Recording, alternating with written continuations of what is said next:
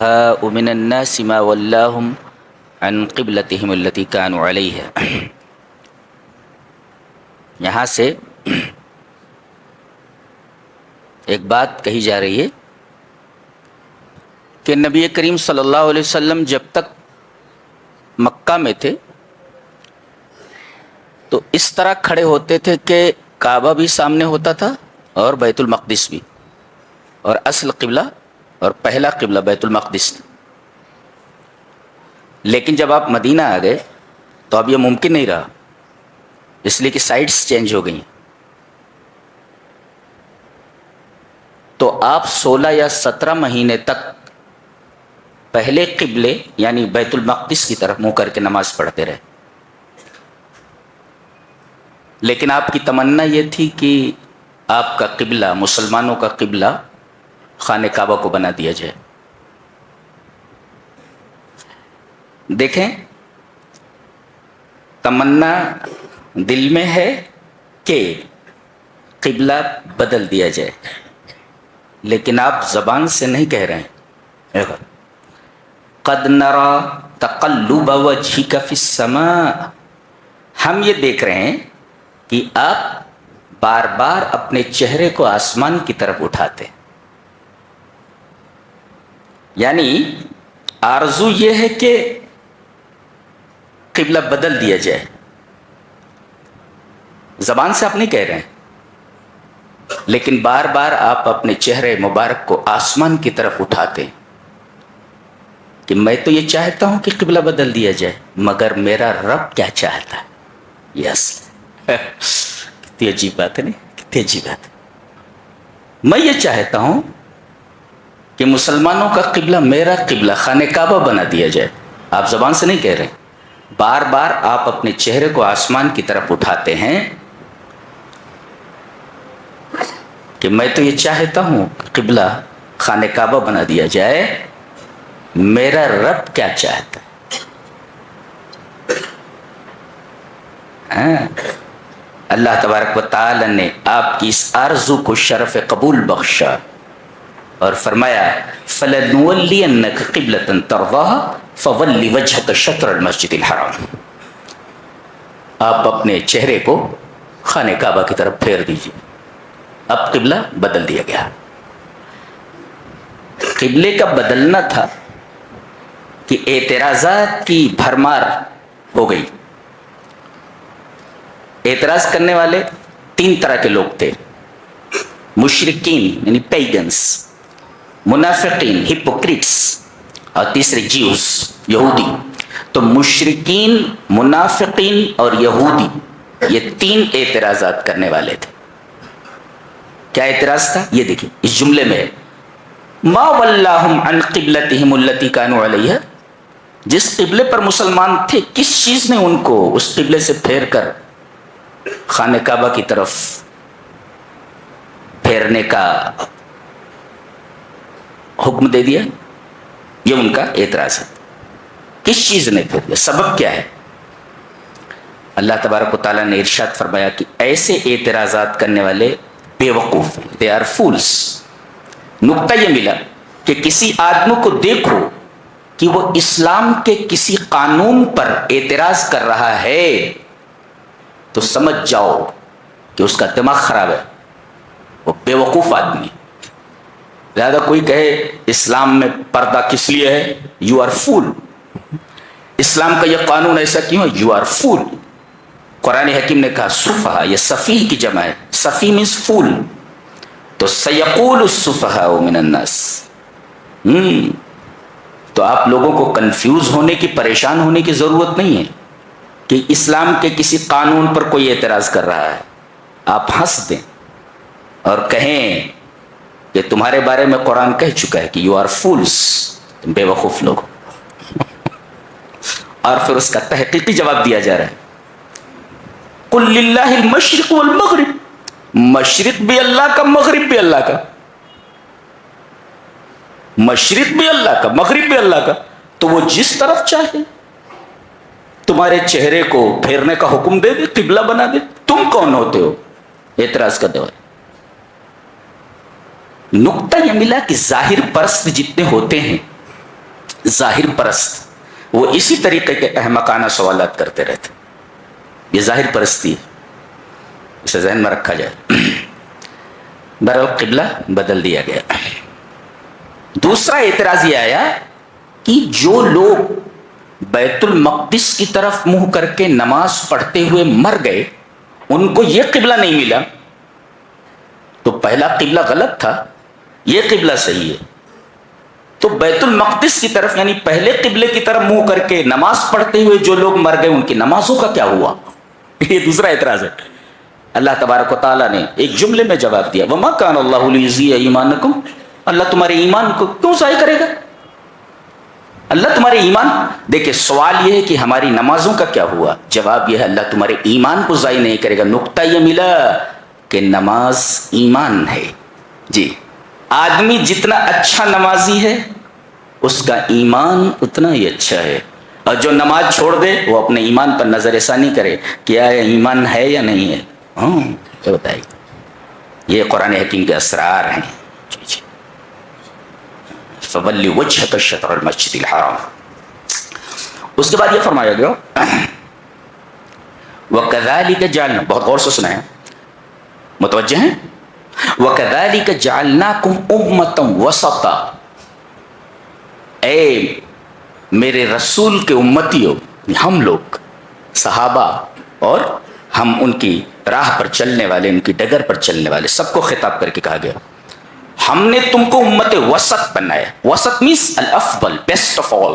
کیا وسط مینس؟ وہ بیچ کا نہیں کہ دو طرف کے بیچ میں جو ہوتا ہے وہ وسط ہوتا ہے. یہاں الافضل مراد ہے، الافضل دا بیسٹ آف آل. تو وَكَذَلِكَ جَعَلْنَاكُمْ أُمَّةً وَسَطًا، ہم نے تم کو ایسی امت بنایا ہے جو سب سے افضل ہے، یعنی بیسٹ آف آل ہے. یہ اچھا، یہ کون سا وظیفہ اسے اختیار کرنا ہے بتایا گیا. لِتَكُونُوا شُهَدَاءَ عَلَى النَّاسِ، تاکہ تم لوگوں کے اوپر گواہ ہو جاؤ. وَيَكُونَ الرَّسُولُ عَلَيْكُمْ شَهِيدًا، اور رسول تمہارے اوپر گواہ ہو جائیں. کیا مطلب؟ What is the meaning of that؟ کیا مطلب؟ جواب اس کا ایک حدیث میں دیا گیا ہے کہ قیامت کے دن تمام انبیاء کرام کو ان کے امتوں کے ساتھ لایا جائے گا. حضرت نوح پہلے لائے جائیں گے اور ان کی امت کے ساتھ انہیں کھڑا کر دیا جائے گا. اللہ پوچھے گا نوح کے امتیوں سے، نوح کی امت سے، حل بلغکم، یہ نوح ہیں انہوں نے میرا پیغام تم تک پہنچایا تھا.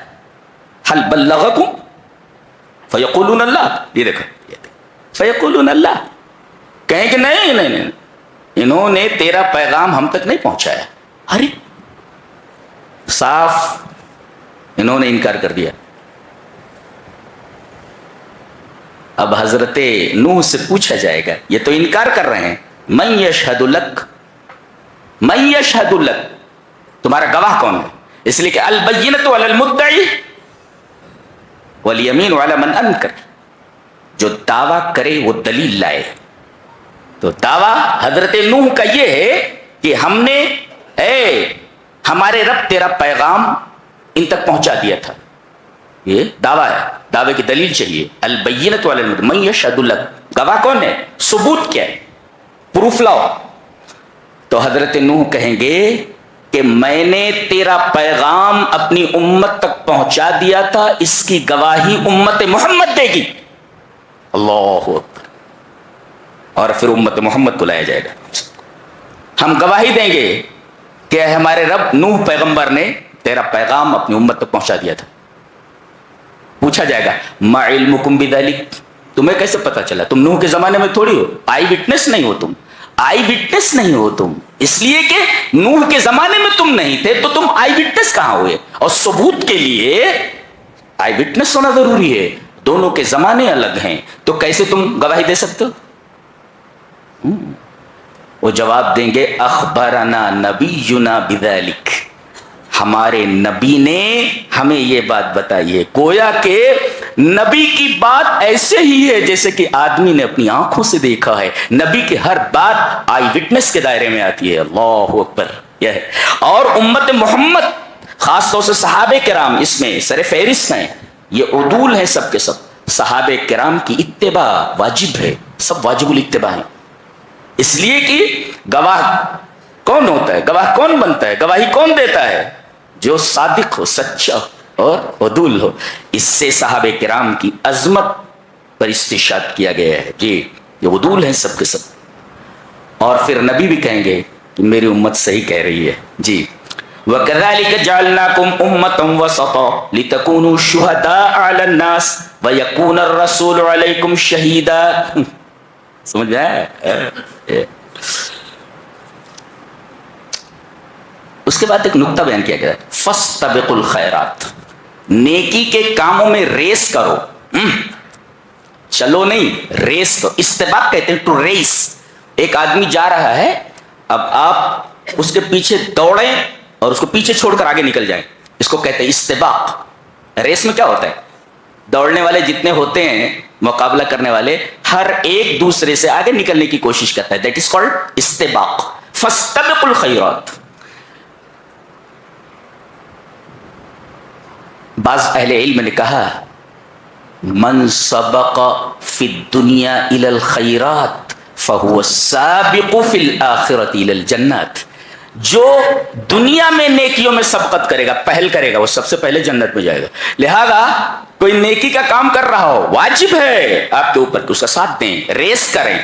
اگر کوئی 10 روپیہ دے رہا ہے تو آپ 100 روپیہ دینے کی کوشش کریں، ریس کریں. آپ ریس کر رہے ہیں. فاستبقوا الخیرات.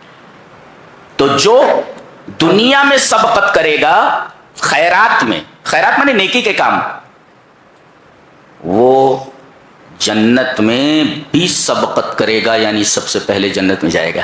اللہ یہ ذہن میں رکھا جائے. فاستبقوا. لہذا نیکیوں کے کام میں بڑھو نہیں، ریس کرو، ایک دوسرے سے آگے نکل جانے کی کوشش کرو. کیا کتاب ہے، پورا نظام حیات ہے، منہج شامل للحیات کلیہا. پوری زندگی کا ایک مکمل نظام دے دیا گیا ہے کہ ہمیں زندگی کس طرح گزارنی ہے. سبحان اللہ، ایسی کتاب دی گئی جس کو ہم نے تاکہ نسیاں پڑھ گئے. جی یہ صرف پڑھنے کی کتاب نہیں ہے، یہ سمجھنے کی کتاب ہے. بہت پڑھ لیے، بہت پڑھتے رہے، بہت سنتے رہے، لیکن سمجھ میں کچھ آتا نہیں. لہذا وہی رفتار بے ڈھنگی جو پہلے تھی وہ اب بھی ہے، اس لیے کہ ہم نے سمجھا ہی نہیں کہ کتاب کہہ کیا رہی ہے. دیوانوں کی طرح، پاگلوں کی طرح سن لیتے ہیں، بس ہے کیا وہ سمجھنا ہے. یہ جنتر منتر کی کتاب تھوڑی ہے، سن لی اور چلے گئے. ہدایت کی کتاب ہے، یہ اصولوں کی کتاب ہے، قوانین کی کتاب ہے. ایک آیت کو سمجھ لے 100 مرتبہ قرآن ختم کرنے سے بہتر ہے. جی ابن قیم نے کہا ہے، آگے بتائیں گے انشاءاللہ. جی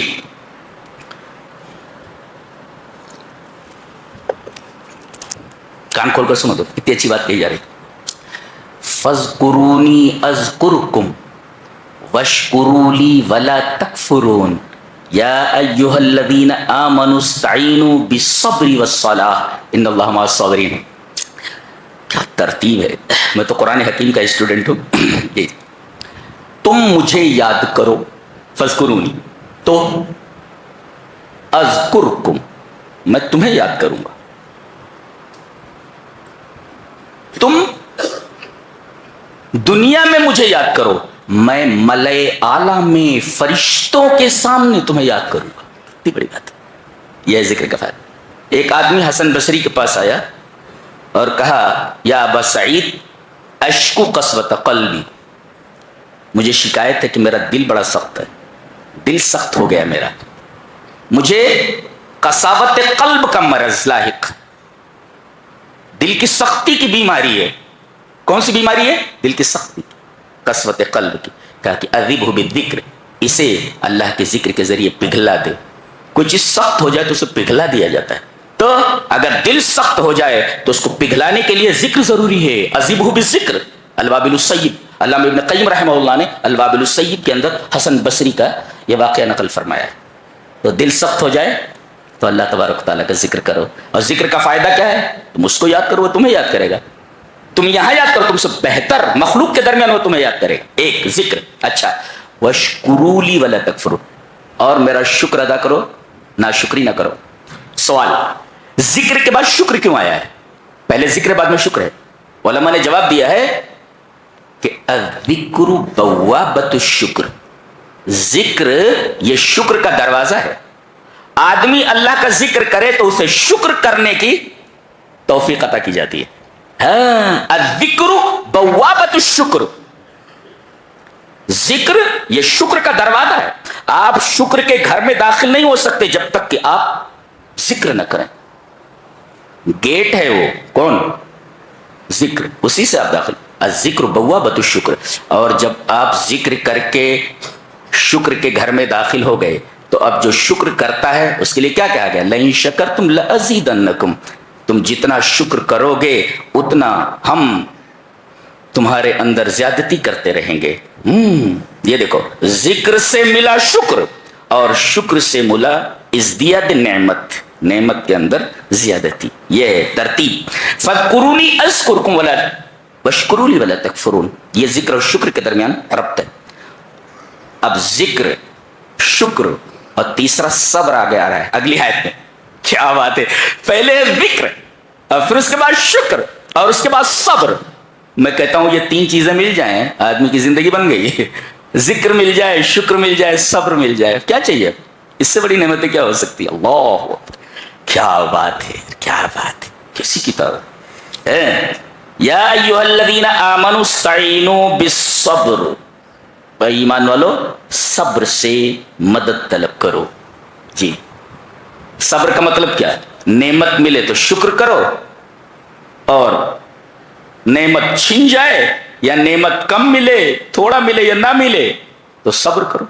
تو مومن دونوں معاملات میں، اس کی پانچوں انگلیاں گھی میں اور سر کڑھائی میں، مصیبت ہو تو صبر کرے اور اگر نعمت ملے تو شکر کرے، اور دونوں میں مومن کا فائدہ ہے. سمجھ؟ اب دیکھو بڑی پیاری بات، ذہن کی گہرائیوں میں اس کو پیوست کرو، ڈالو اس کو، deep and deep and deep ڈالو اس کو. کیا؟ وبشر الصابرین، صبر کرنے والوں کو خوشخبری دے دو. اس چیز کی؟ الذین اذا اصابتهم مصیبہ، جب صبر کرنے والے ایسے ہیں کہ اگر ان کو کوئی مصیبت پہنچتی ہے. مصیبت کسے کہتے ہیں؟ واٹ از مصیبہ؟ کل ما آذى المؤمن فهو مصیبہ.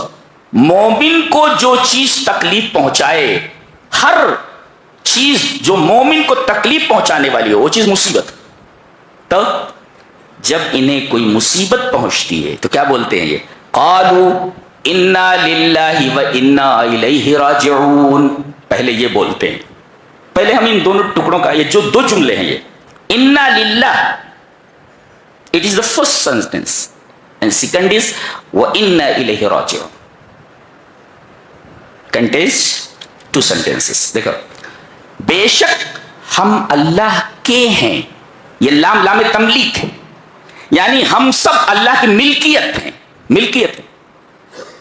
میں کہتا ہوں کہ یہ میری ملکیت ہے، یہ دس ہینڈ کرچیف از مائن، یہ دستی میری ہے، اب میری ہے نا.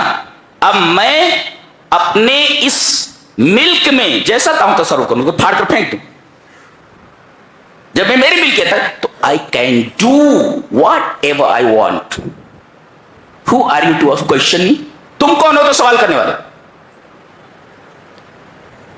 یہ چیز میری ہے، یہ میری ملکیت ہے، تو I can do whatever I want. Who the hell are you to question me؟ تم کون ہو تو سوال کرنے والے؟ Who the hell are you؟ کون ہو تم؟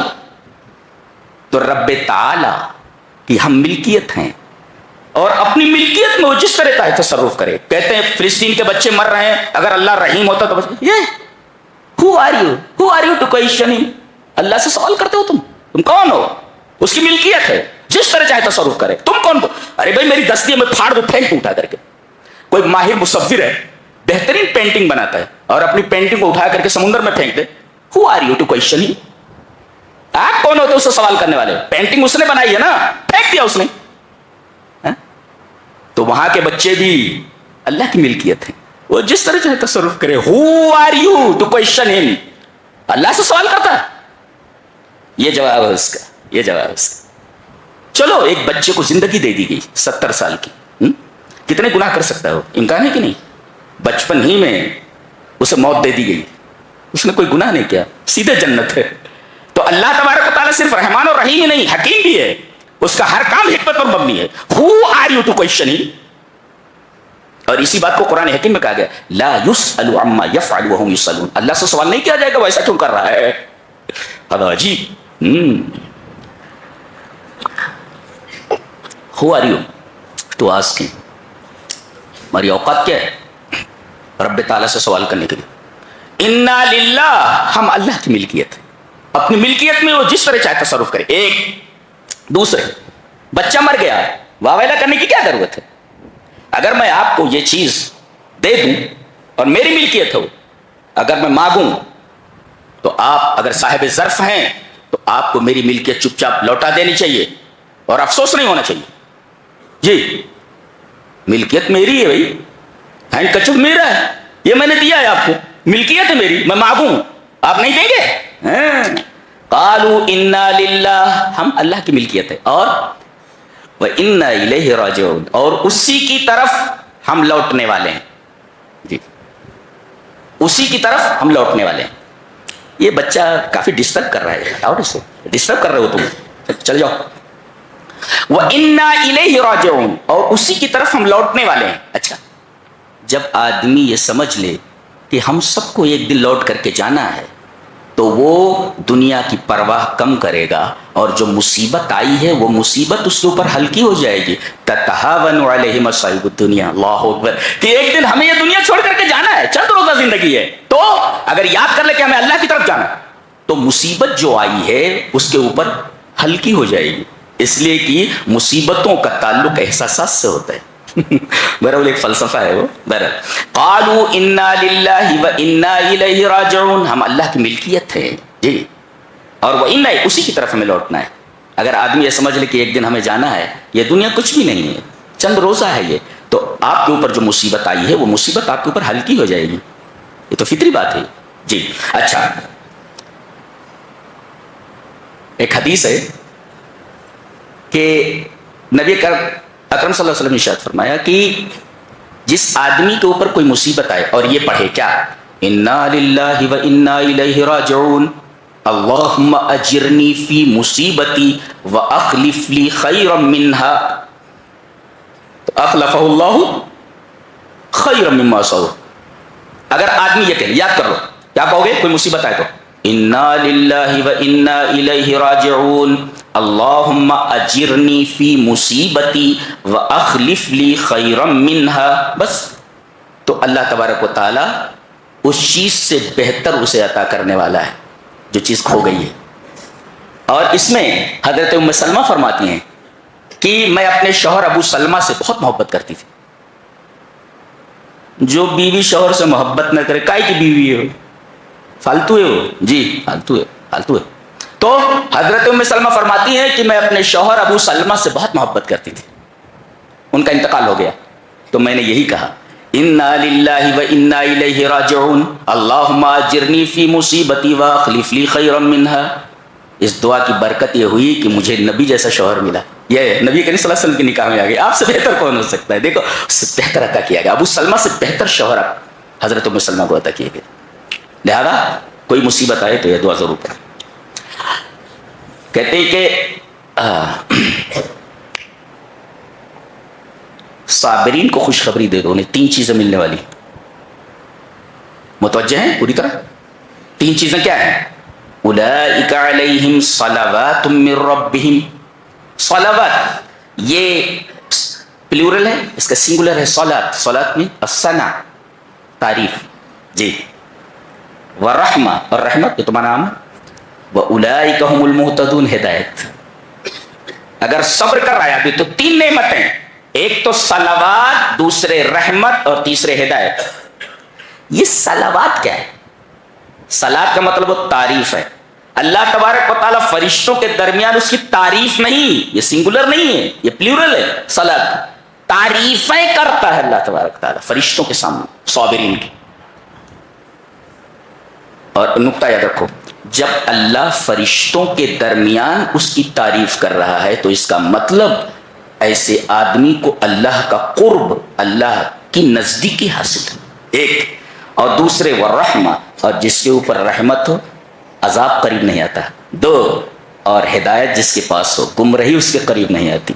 تو صلوات سے اللہ کا قرب حاصل ہوا کہ اللہ کے قریب ہو گیا، اور رحمت سے عذاب سے نجات پا گیا، اور ہدایت سے گمراہی سے نجات پا گیا۔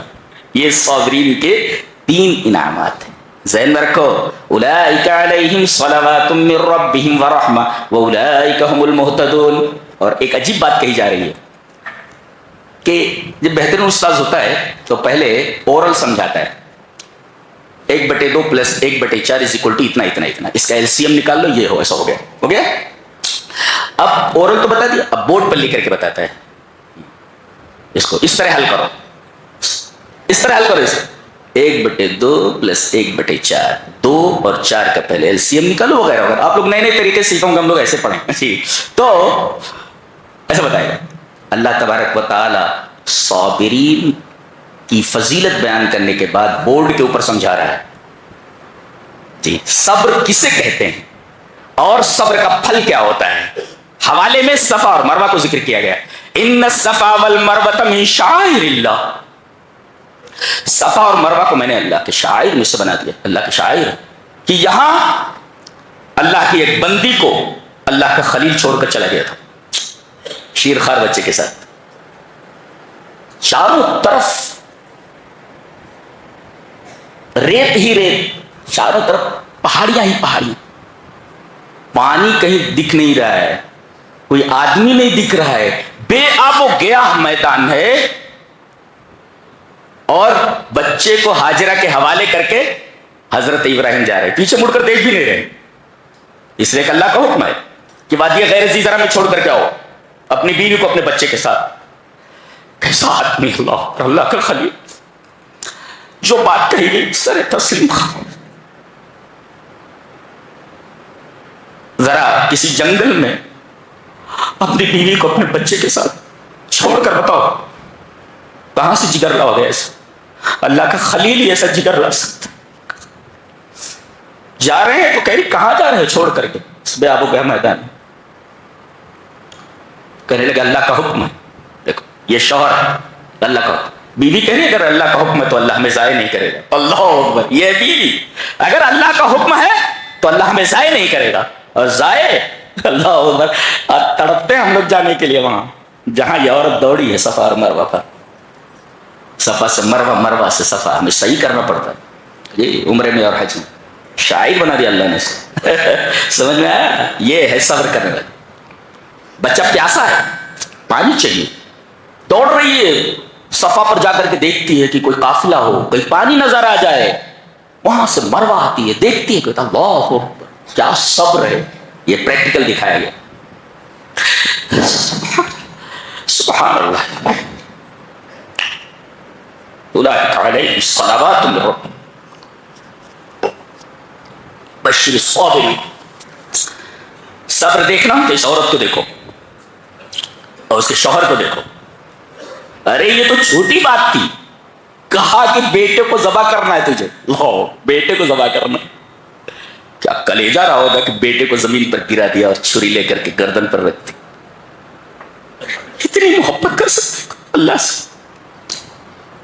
اللہ سے اتنی محبت کر سکتے کہ بیٹے کو زمین پر پٹک کر کے اس کی گردن پر چھری رکھتے ہوئے، کیونکہ اللہ کا حکم ہے۔ یہی چیز ہمارے درمیان ہے، ہمارے دلوں میں نہیں ہے۔ لات جوتے کھاؤ، پوری دنیا میں صرف لات اور جوتے کھا رہے ہو، تمہارے پاس کھونے کے لیے بچا کیا ہے؟ سب تو کھو چکے ہو قرآن حکیم کو چھوڑ کر کے، تمہارے پاس سب کچھ ہے سوائے قرآن کے، کھونے کے لیے بچا کیا ہے؟ تمہاری اوقات کیا ہے پوری دنیا میں؟ کوڑی کی اوقات نہیں ہے، کوڑی کی، اس لیے کہ تم نے قرآن کو سینے سے نہیں لگایا، سمجھ گئے جی؟ یہ ہے کوڑی کی اوقات میں۔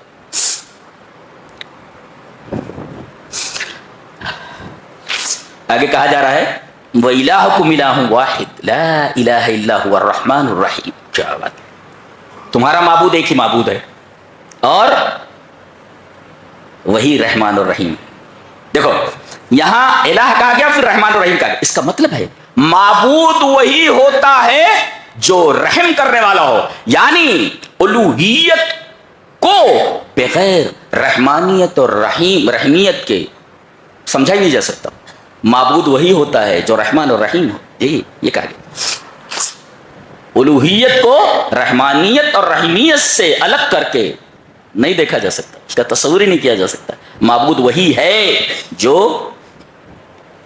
رحمان اور رحیم ہو. رحمان کسے کہتے ہیں؟ الرحمن بجمیع الخلق. کافر کے اوپر بھی رحیم, ابرار کے اوپر بھی رحم کرنے والا, فجار کے اوپر بھی رحم کرنے والا, اچھوں کے اوپر رحم کرنے والا, بروں کے اوپر رحم کرنے والا. رحمان الرحمن بجمیع الخلق, اور رحیم خاصہ بالمومنین. اللہ تبارک تعالیٰ قیامت کے دن صرف مومنوں کے اوپر رحم کرے گا, اس لیے وہ رحیم ہے, اور دنیا میں تمام کے اوپر رحم کر رہا ہے, اس لیے وہ رحمان. الرحمن بجمیع الخلق والرحیم بجمیع المؤمنین.